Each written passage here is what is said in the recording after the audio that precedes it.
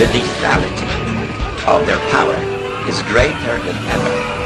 Their capacity to impose control over the politically awakened masses of the world is at a historical low. In earlier times, it was easier to control a million people than physically to kill a million people.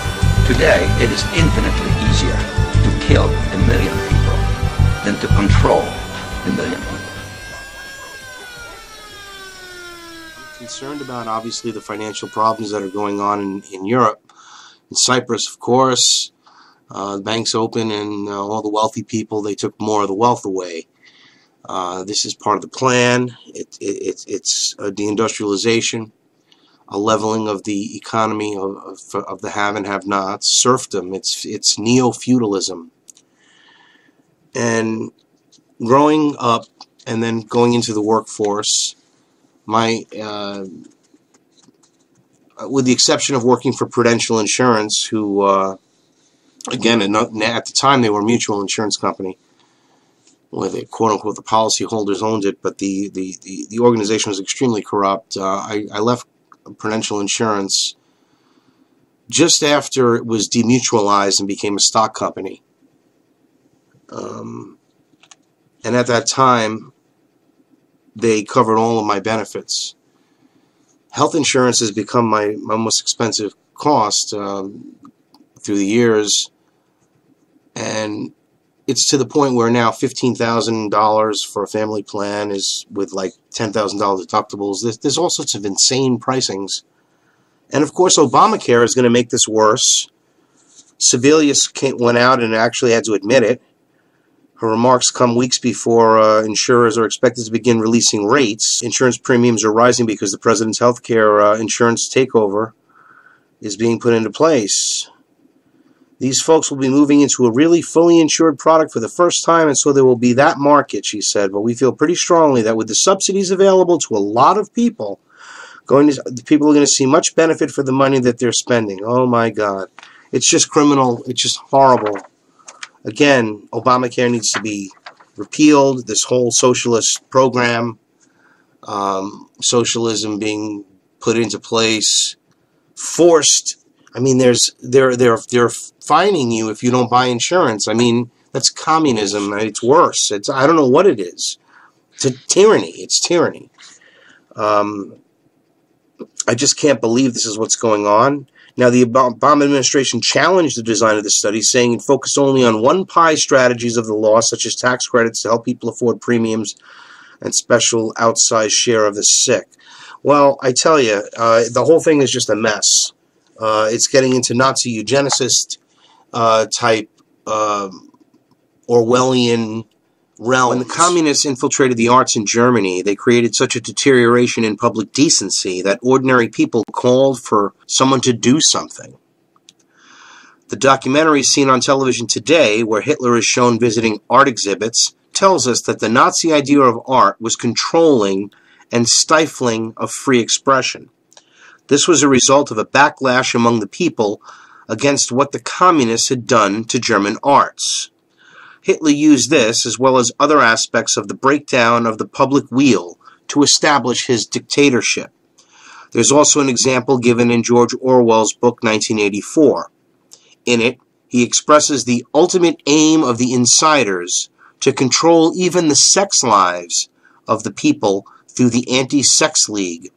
Since population control is a major feature of the satanic desires of the insiders, this fictional treatise is not far removed from reality. Communist China is fast approaching this end with its one-child-per-family policy, one child, that is, for the approved couple.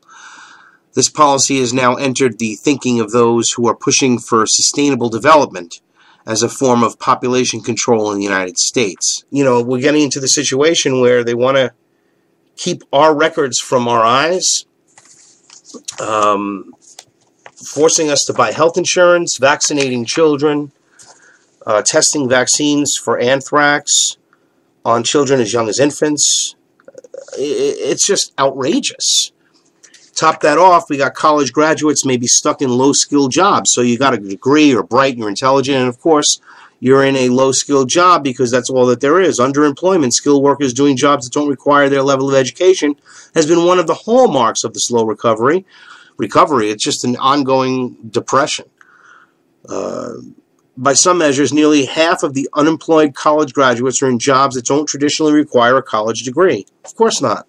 The CDC is now saying, now everyone, again, in college, you're going to get your condoms, because it appears that a third of the American population, 1/3 of the American population, 110,197,000 people have venereal infections, creating new STDs faster than new jobs or college graduates. So again, it's a decline in society, a decline in our morality. I mean, look at this. Victoria's Secrets is now putting out a new lingerie line for tweens. You know, people that are in between, you know, like 12, 13-year-old kids. How about you get your daughter, your 12-year-old daughter, a recent marketing campaign dubbed Bright Young Things included a line of thongs bearing slogans like "I dare you," "Wild," and "Feeling lucky." This is just, again, the descent into immorality, going away from God or a higher power or the efforts of good. We have 18-year-old people here in Torrington, Connecticut, these two animals that attacked the 13-year-old girl, and then the people are in this town, the kids are defending the attackers because they're popular. I mean, this is a serious problem we have in our society, and it's due to a lack of moral compass, a loss of moral compass. And, you know, that added with this decline in the economy, everything is just falling into place for this order out of chaos, the rise of the New World Order, and it's frightening. You have the Homeland Security is buying tanks and rounds, and what's going on? What are they planning? Monsanto is now in control. I reported yesterday, I can't believe it, Monsanto is in control now. They passed the Monsanto Protection Act, so the farmers that are going to be under Monsanto's tyranny, they're not going to be able to take recourse. It's unbelievable what's going on, and nobody's paying attention. They were all talking about this debate about gay marriage. Again, another. I mean, I don't want to sound unsympathetic. You know, I believe everybody has a right to live their lives the way they want, and I believe honestly that all people that are gay, they have a right to live. They do what they want to do, not as long as they don't infringe upon my rights. And they should have all the benefits of a spouse if they want to get a union.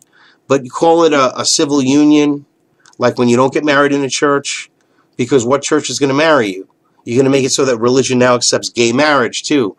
It's going to get to this insane turning point where there's a rise in this, and all of the fact that there, you know, the lack of I keep going, the right word is morality. I don't know what other word to use.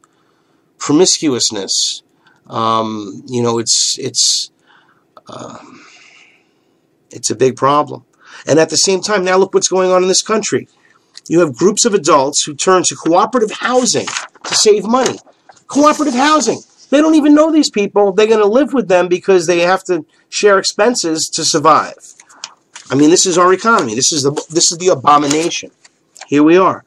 It's just unreal. Now, a closing thought here about what's going on.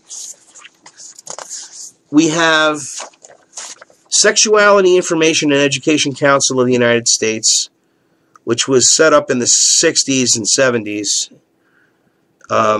late 60s, early 70s, as the primary organization behind sex education in the schools, and its attitude that freedom must include promiscuity, and it promoted the idea that even the information about sex was needed, especially by youngsters. Now, we assume that communists and other radical socialists are still fostering the decline of morality in our country.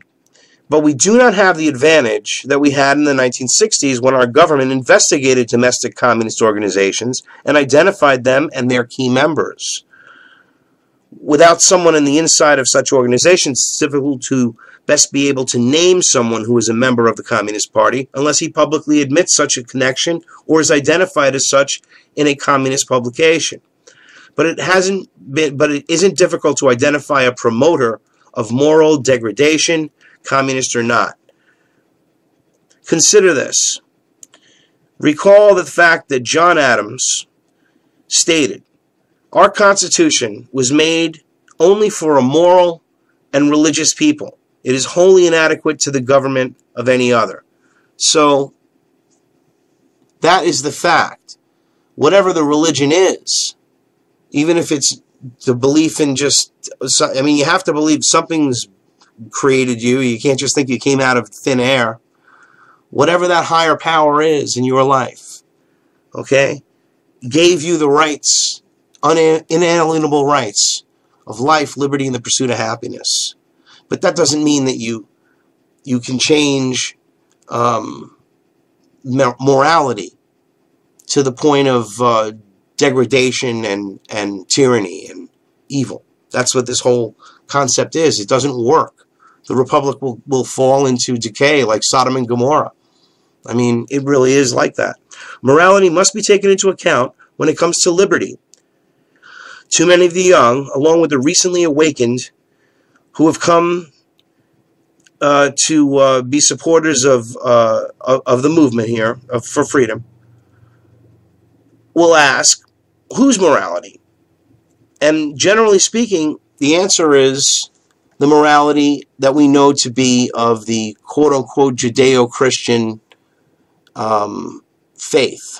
That's what the Constitution and the Founding Fathers were. They were Christians. I mean, you can't change that. That is the founding principle. It doesn't mean that it says all religions you have a right to worship any religion you want. But you can't change the founding principles of the nation. That's not what it's about. And that's morality. I mean, you can practice your own religion, but the moral principles relate to our way of life, and that's why we thrived. But there's these evil, insane Luciferian scum are bringing in the New World Order, and we have to fight them any way we can. Things are changing very fast. I think Thomas Jefferson said it best. Liberty requires constant vigilance. We must be vigilant. We must wake people up to what's going on. Understand what's going on. Listen to what I'm telling you. Don't believe it. Find your own truth. Seek it. Research every word I say. Thank you for watching Truth Talk News. I'm Howard Nima.